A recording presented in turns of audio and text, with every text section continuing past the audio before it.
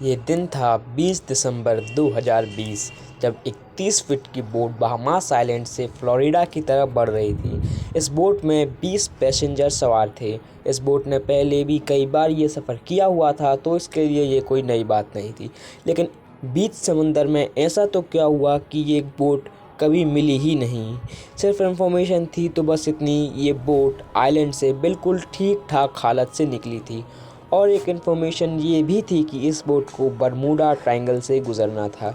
जब American guards को इस बात की खबर हुई तो एक सर्च ऑपरेशन चलाया गया, जो कि उस समुंदर में करीब करीब 4 दिन और 4 रात तक चलाया गया, लेकिन उस बोट का एक भी हिस्सा नहीं मिला।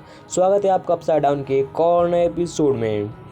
हमें बरमूडा ट्रायंगल की बहुत सारी स्टोरीज सुनाई गई। ये समुंदर का बहुत बड़ा हिस्सा है जो अटलांटिक ओशियन में पाया जाता है। ये ट्रायंगल फ्लोरिडा से लेके बरमूडा आइलैंड और फिर प्यूर्टो रिको से लेकर फिर से फ्लोरिडा पर ख़त्म होता है। इस ट्रायंगल का एरिया लगभग 8 लाख किलोमीटर है और इसको कभी बरमूडा तो कभी डेविल्स ट्रायंगल भी कहा जाता है। ये ट्रायंगल पूरी दुनिया में अपने मिस्टीरियस कारनामों की वजह से बदनाम है, जहां से गुजरते वक्त शिप्स और ट्रायंगल के कांटेक्ट अपने बेस स्टेशन से टूट जाते हैं और फिर हमेशा के लिए गुम हो जाती हैं। अभी तक बहुत बड़ी तादाद इस ट्रायंगल में गुम हो चुकी है, जिनमें से कुछ का मलबा तो मिल पाया, और वो भी वहां से नहीं जहां पर वो आखिरी बार रडार से गायब हुए थे। बाकियों का तो ना ही मलबा मिला और ना ही उसमें बैठे लोग। समुंदर के इस हिस्से में ताकतवर वो ट्रैक्स पाया जाता है या फिर किसी एलियन का बसेरा। आखिर इस ट्रायंगल में कुछ तो एबनॉर्मल ज़रूर है, जिसकी वजह से ना तो ये किसी भी शिप को छोड़ता है और ना ही किसी प्लेन को। यहाँ होने वाली एक्टिविटीज़ का रीज़न आखिरकार साइंटिस्ट को मिल चुका है। ये मामला शुरू हुआ था 1945 को, जब यूएस नेवी के 5 बॉम्बर एयरक्राफ्ट एक मिशन पर निकले हुए थे और उसमें बैठे 14 लोगों के लिए ये एक बिल्कुल ही रूटीन प्रैक्टिस थी। लेकिन बरमूडा ट्रायंगल के अंदर जाने के बाद ये 5 एयरक्राफ्ट एक साथ यूएस नेवी के रडार से गायब हो गए। क्योंकि उस वक्त वर्ल्ड वॉर ख़त्म हुए कुछ ही समय हुआ था, तो यूएस आर्मी को लगा कि उनके जहाज़ किसी दुश्मन देश ने गिरा दिए हैं, तो उसकी तलाश में एक और एयरक्राफ्ट भेजा गया। लेकिन चौंका देने वाली बात तो यह है कि वह भी बरमूडा ट्रायंगल में जाने के बाद नेवी के रडार से गायब हो गया।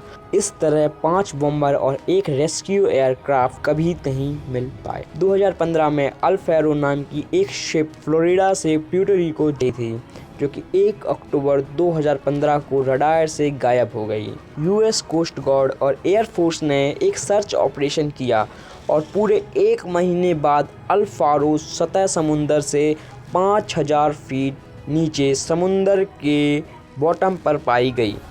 बरमूडा ट्रायंगल की रोंगटे खड़े कर देने वाली मिस्ट्रीज हर नए इंसिडेंट के बाद ताज़ा हो जाती हैं।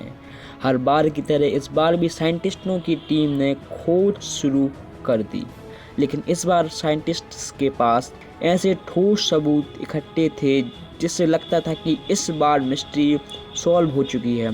यूनिवर्सिटी ऑफ कोलोराडो से कांटेक्ट रखने वाली एक साइंटिस्टों की टीम ने सैटेलाइट से बरमूडा ट्रायंगल की कड़ी जांच की।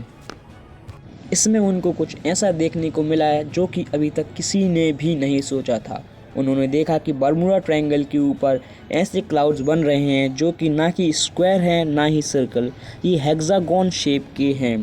कभी एक्सपर्ट का मानना है कि जब भी ये शेप के क्लाउड बनते हैं तो इनके नीचे से बहुत तेज़ हवा निकलती है। इनको एयर बॉम्ब क्लाउड भी कहते हैं और ये हवा के झोंके 250 किलोमीटर पर आवर तक की स्पीड के होते हैं।